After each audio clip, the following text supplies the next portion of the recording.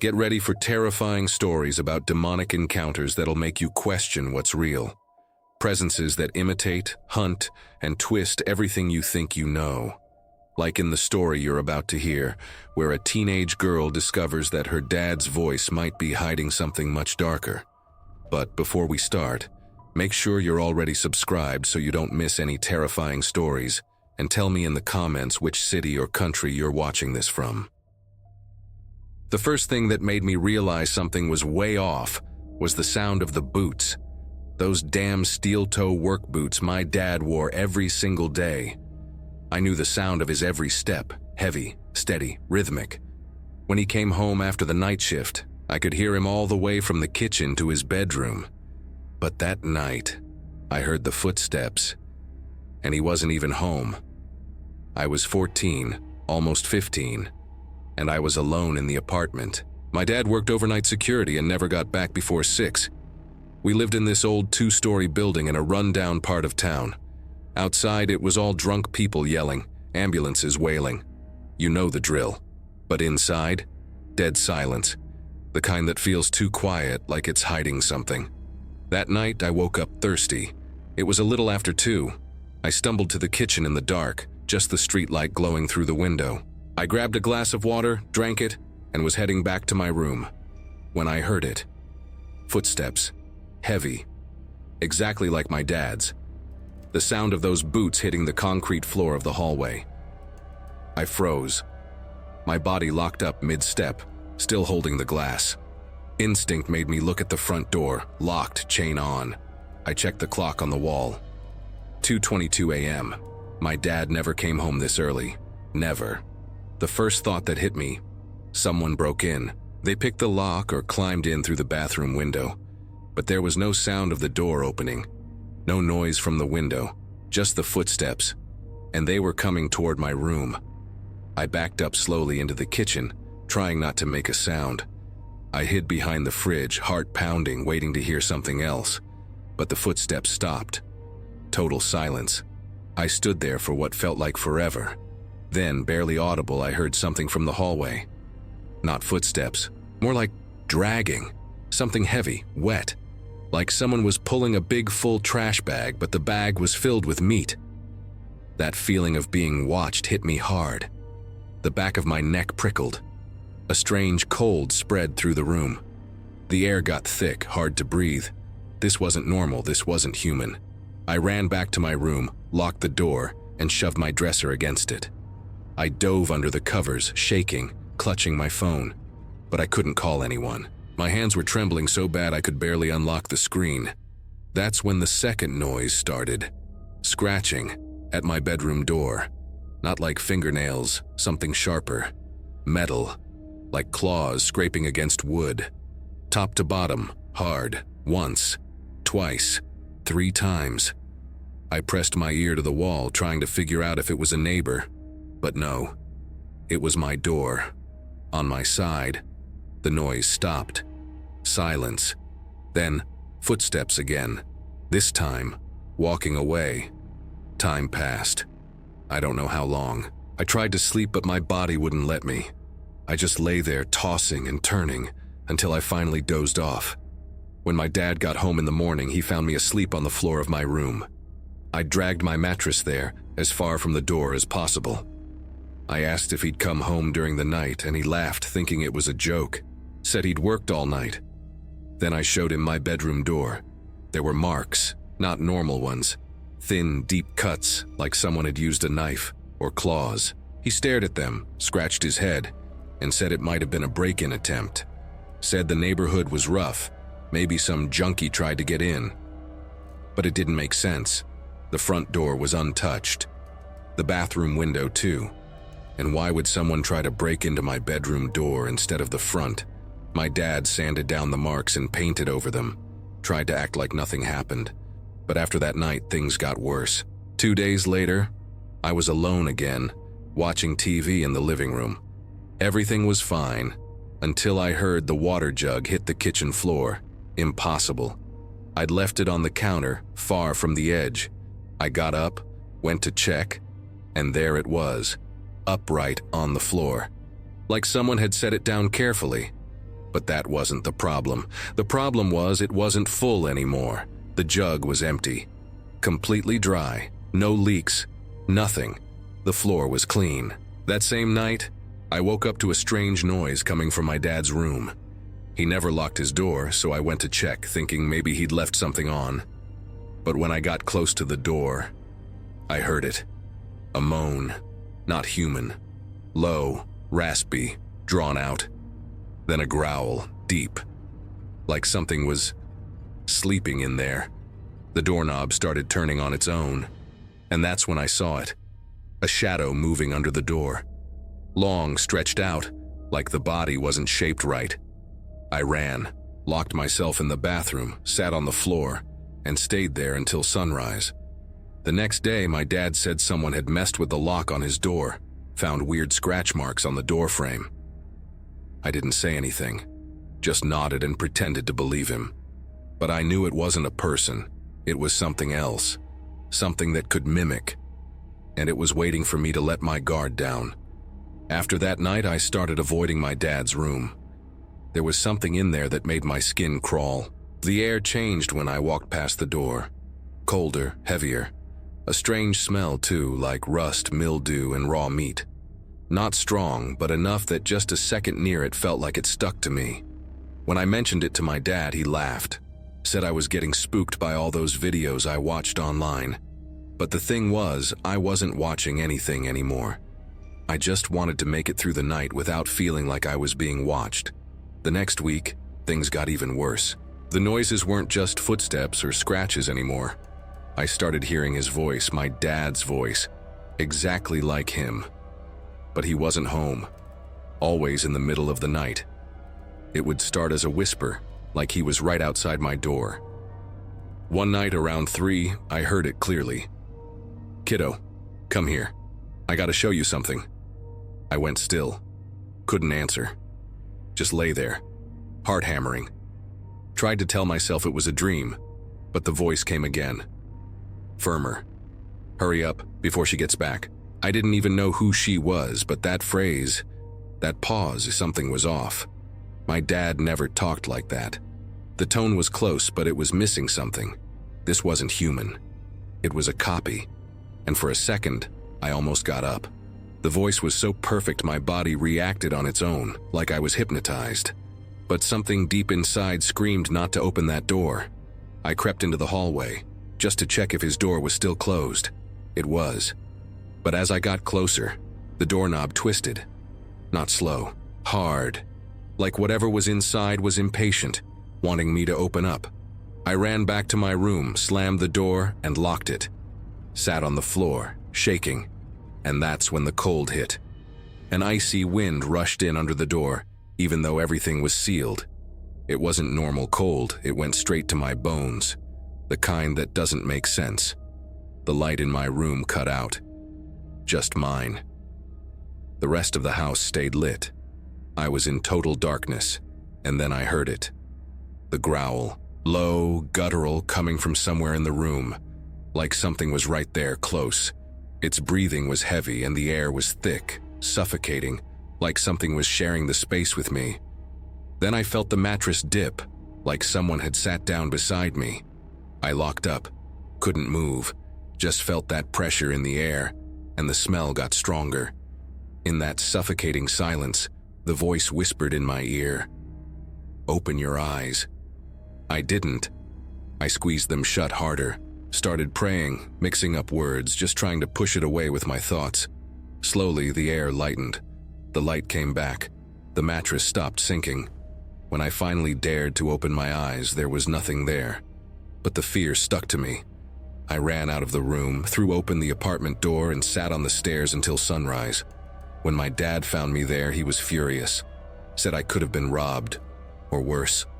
And he was right, but the danger wasn't outside. It was inside. I told him everything. What I'd heard, what I'd felt, what I'd seen. He didn't say anything at first. Just went into the apartment and spent a long time in his room. When he came out, he was pale. Said he'd found more marks on the door frame, but this time, from the inside. Like something had tried to get out, or in. I don't know. 2 days later, we moved out. Left everything behind. Furniture, mattresses, even clothes. My dad never wanted to see that place again. Never talked about it. But sometimes at night I catch him standing in the hallway of the new house, staring like he's listening to something I can't hear. And I know. He remembers. Just like I do. We never went back to that apartment. But I'm sure that thing is still there. Waiting. That was horrifying. What did you think of the story? What score from 0 to 10 would you give it? Leave your opinion down in the comments. That feeling that something can pretend to be someone close to you is deeply unsettling. And sometimes the danger comes from objects that carry a strange energy. Like in the story you're about to watch now, where an old house hid secrets that never should have been found. If I'd known what was waiting for me in that house, I never would have spent the night. But you know how it is. You trust your friends, especially when they live in one of those gorgeous old houses, the kind with red brick and a garden out front. My friend Debbie had just moved in with her dad to a place like that, in a quiet neighborhood down in southern France. She invited me over to crash after a Saturday of cheap wine and horror movies. I figured the worst part would be the lumpy couch. Boy, was I wrong. Something was off about that house from the second I walked in. Not scary exactly, just wrong. That feeling of being watched, even when no one's there. Debbie's dad was a quiet guy, but weirdly intense. Obsessed with antiques. The kind of man who digs through abandoned mines for historical treasures. The house was packed with his junk. Old letters, blurry photos, rusted relics. Every shelf, every closet, every corner. Debbie said some of it came from the mines around Saint-Étienne. I laughed when she mentioned he sometimes heard whispers coming from the objects. That night, we were in her room, watching a movie with the lights dimmed and the window cracked open. It was summer, but the breeze smelled heavy, sour, like wet rot. We joked about it, figured it was just the old wood. Around 3 a.m., Debbie passed out. I was still half awake when I heard a drawer slide open. The sound came from the built-in wardrobe, the one we hadn't touched. I sat up, straining to see in the dark, and felt a chill crawl up my spine. The mattress dipped beside me. Slowly. Like something had dragged itself up without a sound. My body locked up. I wanted to turn on the light, but something told me not to move. The bed trembled, barely noticeable, like something was breathing right next to me. Then came the smell. Rotten, thick, like decaying meat mixed with damp earth. I realized I was crying. My eyes burned, my chest tightened. This wasn't just fear. The air in the room had changed, grown heavy, like when you know something's wrong but can't explain why. Suddenly, Debbie sat straight up, stiff, staring blankly at the wall, and in this thin, childlike voice she whispered, "He's here." Then silence. I nearly threw up. I tried shaking her, calling her name, but she was in some kind of trance. After a few seconds, she lay back down like nothing had happened. I stayed awake until sunrise, frozen, waiting for that weight to leave the bed. But it didn't. It crawled. I felt it. Paws, hands, slowly moving up my legs. I can't even describe it. Like something furry, cold, alive slithering across the mattress. As it got closer, I heard a soft voice from under the bed, almost a whisper. "It'll be over soon." The next morning, I stumbled into the kitchen, unable to hide the terror on my face. My eyes were bloodshot. My body ached like I'd been beaten. Debbie showed up a little later, all cheerful, asking if I'd slept well. I laughed nervously, asked if she remembered saying anything strange in the night. She frowned like, "Are you okay?" She had no memory of it. I told her about the child's voice, the creepy phrase, and she just laughed, saying I was overreacting because of the horror movies. But I knew what I'd heard. Before I left, I went back to the room. I needed to see that wardrobe. Maybe to prove to myself I was being paranoid. I opened the doors slowly, and there, tucked in the corner behind some boxes and old blankets, was an antique mirror with a cracked black frame.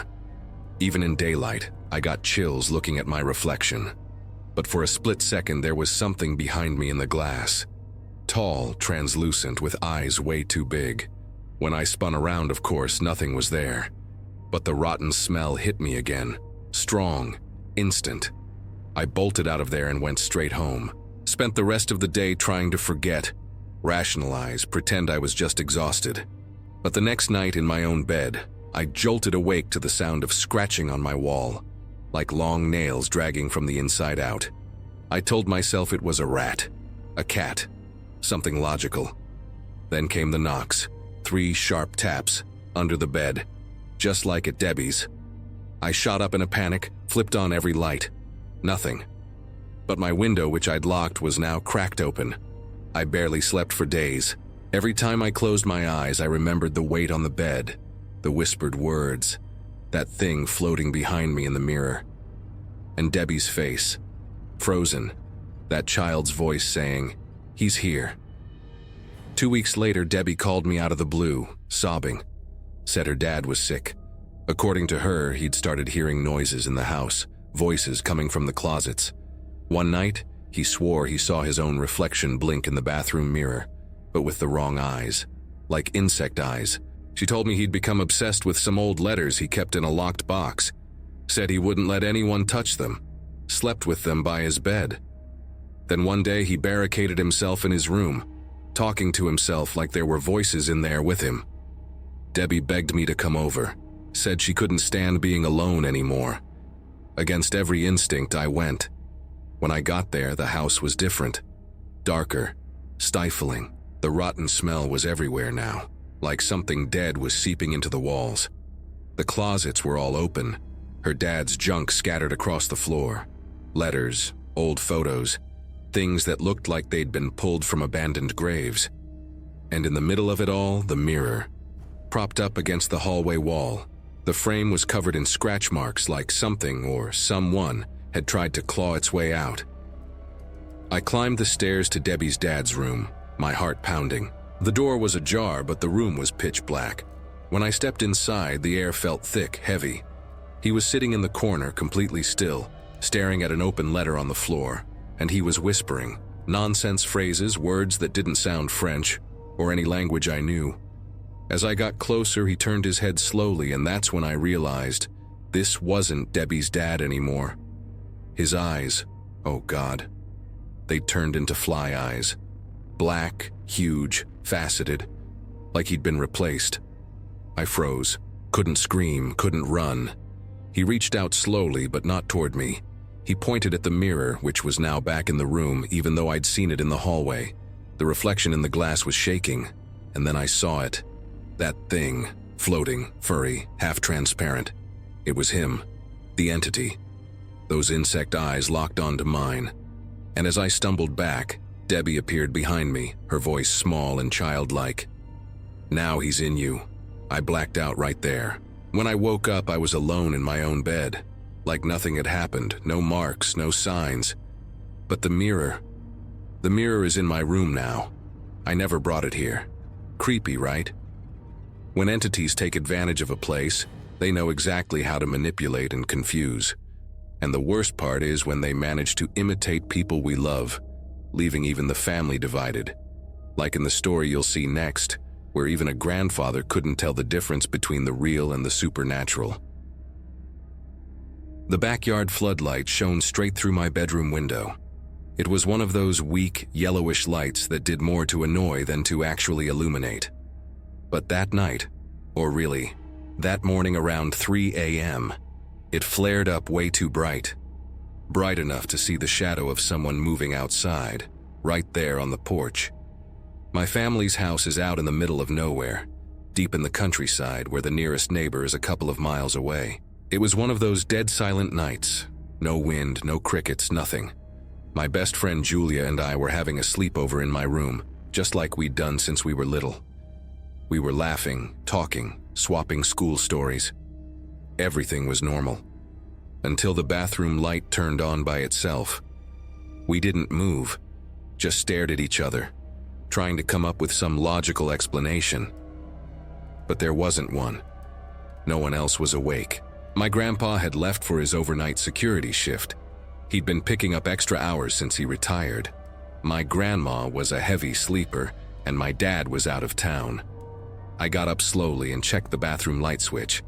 It was off, but the light stayed on, and the mirror was fogged up like someone had just taken a shower, except no one had left the room. Julia swore I was messing with her, but I had no idea what to say. That creepy feeling of being watched was setting in, you know? That prickle on the back of your neck like someone's standing right behind you. I went back to bed and tried to ignore it. Julia pulled the covers over her head.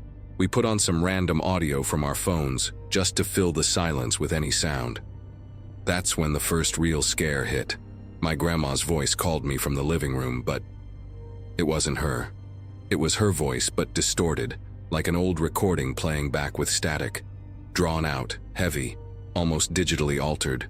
It sent chills down my spine. I looked at Julia and she was pale as a ghost. "That's not your grandma," she whispered, eyes wide. We froze, didn't know what to do. Then my phone blasted music at full volume, some track neither of us recognized, whispers in Latin. I shut it off fast. Fear had taken over. That's when we heard the front door slam. Heavy footsteps moving through the house. We bolted and locked ourselves in my room. Through the crack under the door, we saw the shadow stop right outside. No breathing, no movement. Just a presence. Suffocating. After what felt like hours, everything went silent again. Julia started crying. I tried to stay strong, but the truth was, I was just as terrified. We shoved a dresser against the door, dragged the mattress to the wall, and huddled together trying to sleep. But sleep never came. Around 3:30 a.m., we heard a car pull up to the gate. It was my grandpa. The engine, the creak of the iron gate, the front door unlocking, relief washed over us. He'd always been our rock, strong, calm, skeptical. We ran to him, still shaking, and told him everything. The bathroom light, the grandma voice, the shadow at the door. He listened quietly, frowning. Then he looked outside through the living room window and went pale. "You're telling me you've been in here the whole time?" His voice was sharp, direct. "Yes, we never left the room," I almost shouted. He pointed outside toward the porch. "Then explain how I just saw both of you out there, laughing, jumping, pounding on the kitchen window. You were wearing the same clothes. I even yelled at you to come inside, but you ran off into the woods." Julia was speechless, so was I. My grandpa got angry, convinced we were lying. Said this wasn't the time for games, that he'd seen us with his own eyes. But we hadn't left. Not once. The tension skyrocketed. The trust we'd always had started cracking. Then mid-argument, the final blow came. From the bathroom, my voice shouted, "Just grab the deodorant, Julia. It's right next to you, damn it." It was my voice, but with that same distorted, dragged-out tone from before. And I was standing in the living room, in front of my grandpa. Julia was right beside me. We didn't move, didn't breathe. My grandpa's eyes widened, and he sprinted to the bathroom. The light was off. The door was locked from the inside. He forced it open. The bathroom was empty, but the mirror was fogged up like someone had just stepped out of the shower, and there were droplets on the floor, water or something else. We didn't dare touch them. From that moment on, the house felt different. My grandpa changed, quieter, more distant. Sometimes he'd stare at me like he was trying to see through me, like he was checking if it was really me standing there. And I got it. I would have done the same. In the days that followed, small things kept happening. Noises where there shouldn't be any. Whispers in the walls. One day Julia came over and told me she'd dreamed about me. Except it wasn't me. It had my face, my voice, but the eyes were too sunken. And she said I smiled, but my face didn't move, just my teeth showing. We tried to brush it off, to say it was our imagination. But deep down, we all knew it wasn't. There was something with us. Something that didn't just mimic, but fed on the chaos it created. We started suspecting everything. An old wooden ladder salvaged from a demolished house. A vintage mirror my grandma had picked up at a flea market. A broken clock that always stopped at exactly 3. Small things, but they carried this rotten energy. We had the house blessed, rearranged the furniture, burned sage, threw out anything that might have been drawing in that presence. and for a while it worked. The activity stopped. The air felt lighter. But my grandpa, he never looked at me the same way again. Never called me my girl like he used to. Always hesitant. Like at any moment he was sure the thing talking to him wasn't me. Bizarre. That doubt about who's human and who isn't can be terrifying. But some encounters don't leave any room for doubt, because the presence is so grotesque that no one can forget it. That's what happens in the next story, where something sinister was seen inside a car, ready to attack. But before we continue, if you've made it this far, it means you're enjoying the stories. So go ahead and hit the like button so YouTube knows you like this kind of content and you don't miss any more horror stories. You only realize something has gone too far when it's already too late. I'm not saying this to scare anyone, but some things can't be explained. They can only be told, and all you can do is hope that whoever hears this never goes through the same thing. Back then, Emily and I were driving back from her parents' place way out in the countryside. They live on a remote farm, and the road leading to the main highway is all dirt, full of potholes, lined with overgrown brush. You know, the kind of road where you don't see a single streetlight for miles. That was it. And that night, the only things lighting our way were my car's headlights and the moonlight, half hidden behind the clouds. We left around 11 p.m. Late, I know. But goodbyes always took forever, as usual. Emily was half asleep, quiet, reclined in her seat, while I drove at a crawl because of the potholes. About 15 minutes later, we reached the iron gate that separated the property from the road. It had been broken for weeks. The sliding latch had come off its track, so the only way to open or close it was to yank it hard from both sides. I pulled over, left the engine running, and got out to open the gate.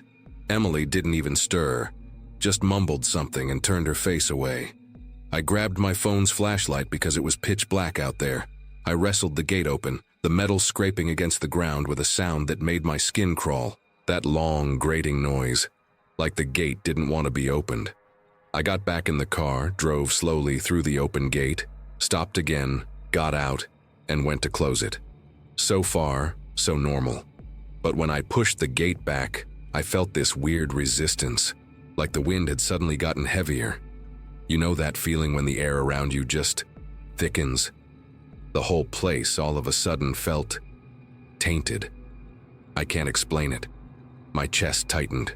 I ignored it, finished closing the gate, locked it as best I could, and when I turned to head back to the car, that's when I saw it. It was inside the car, in the driver's side mirror. It lasted less than 2 seconds, but it was long enough. There was something in the trunk, and it wasn't Emily. She was still in the front seat. It was a figure, crouched. Its body looked twisted, compressed, like it was contorting itself to fit in there. But what really froze me was the neck. Long, ridiculously long. Its head nearly touched the rear window, stretched out like its bones had been pulled. That thing wasn't human, and the way it was positioned, it looked like it was about to pounce, like an animal waiting for the right moment to strike. I blinked, and it was gone, just vanished. I ran back to the car without a word, got in and slammed the door. Emily was already sitting up, wide-eyed, staring at me. "What's wrong?" she asked. "Nothing. Let's just get out of here," I said, trying to sound calm. But as soon as I put the car in reverse to adjust, Emily started screaming. "Stop! Stop the car!" she shrieked, struggling against her seatbelt. "Get it off me! Get it off me! It's right here!" I hit the brakes hard. She pressed herself against the door, crying, shaking, pointing at the back seat. "What did you see?" I asked, terrified. All she could say was, "It was in the window, behind my head. It was looking at me." I got out of the car immediately, opened every door, shined my phone's flashlight inside, checking each seat one by one. Finally, I lifted the trunk. It was empty, completely empty. But the air in there, it was wrong. There was this dry metallic smell like old rust, and a strange cold, not from outside. It was like the cold was coming from inside the car, as if some kind of negative draft was trapped in there. Emily was still outside, kneeling at the edge of the road, struggling to breathe. I sat down beside her, put my arm around her, and tried to calm her down.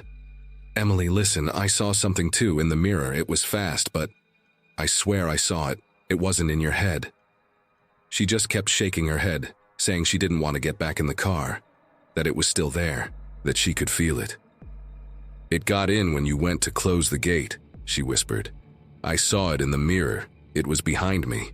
But when I turned, it was gone. Like it had folded itself up, you know."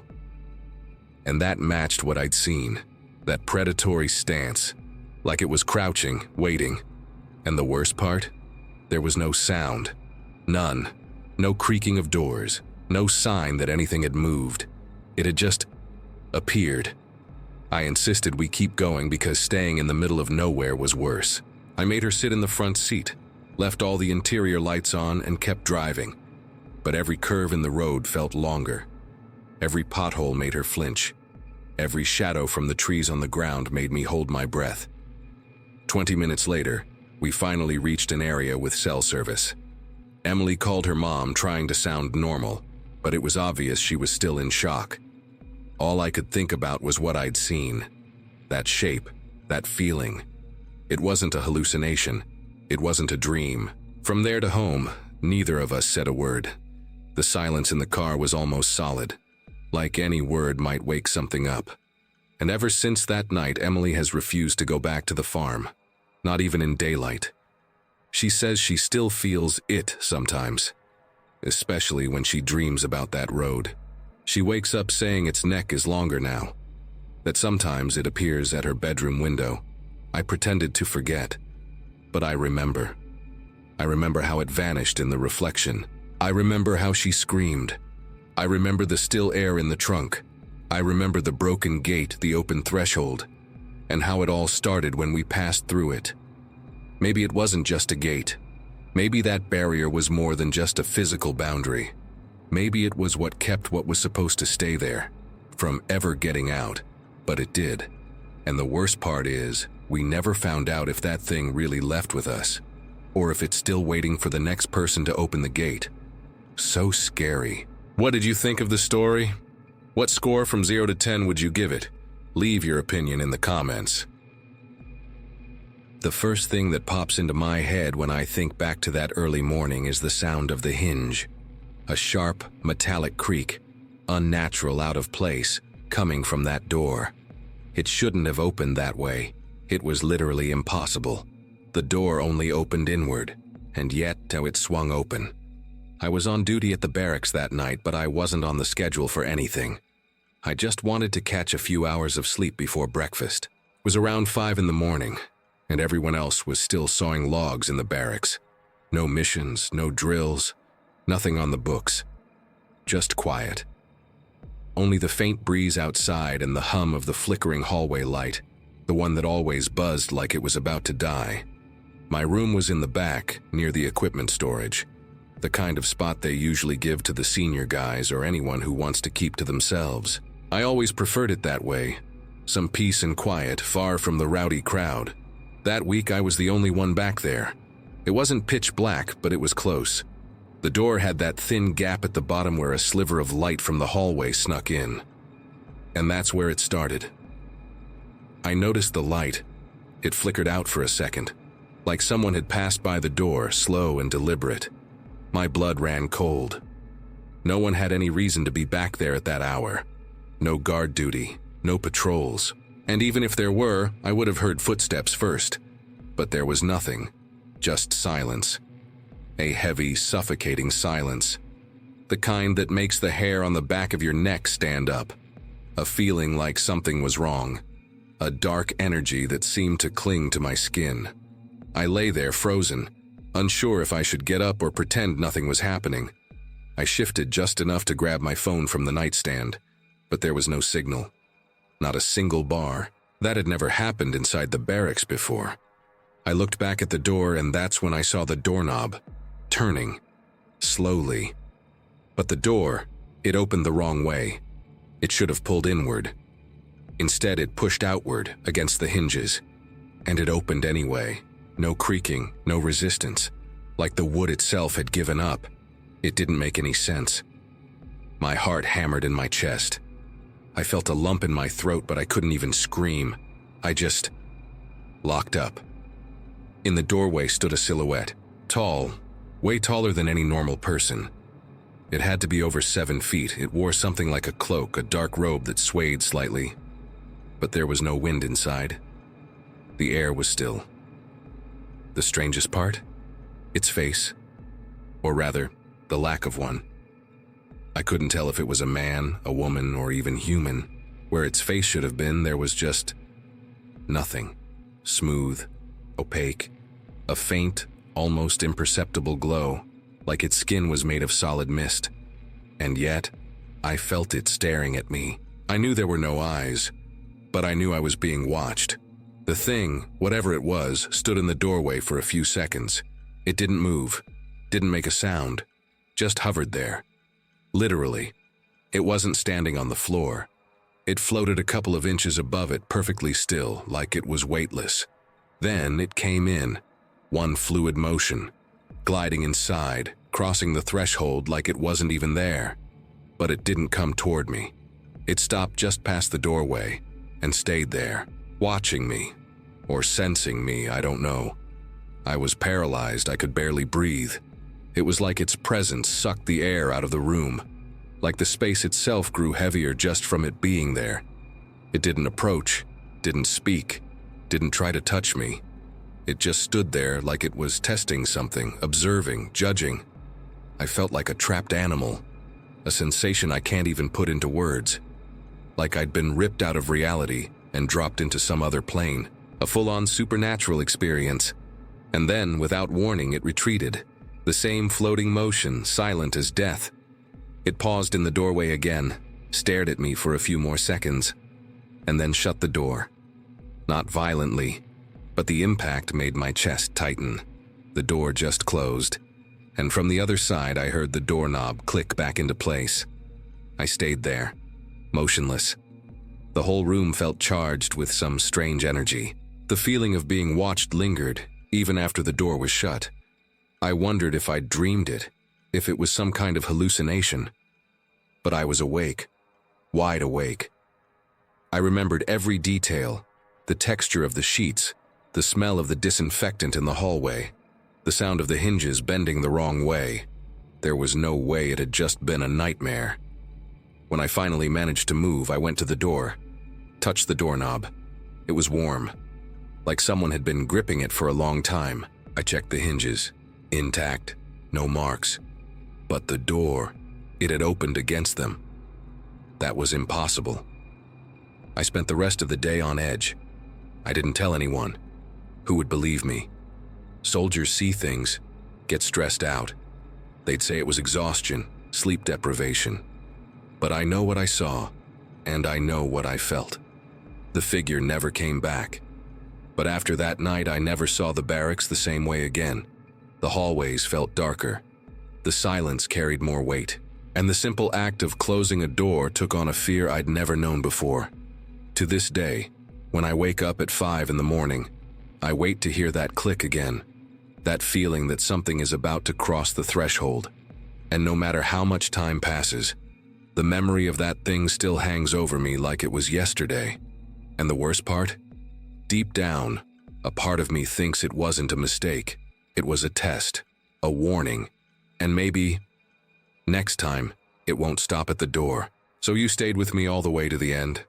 After so many strange presences, ending with a faceless figure leaves that feeling that the unexplainable might be closer than we think. If you like these stories, subscribe to the channel so you don't miss the next ones. And leave a comment saying the faceless one, just so I know you watched till the end. And hit that like button. It really shows me it's worth bringing more of these stories. And before you go, there's a video right here with more terrifying stories. Click it and keep watching with me.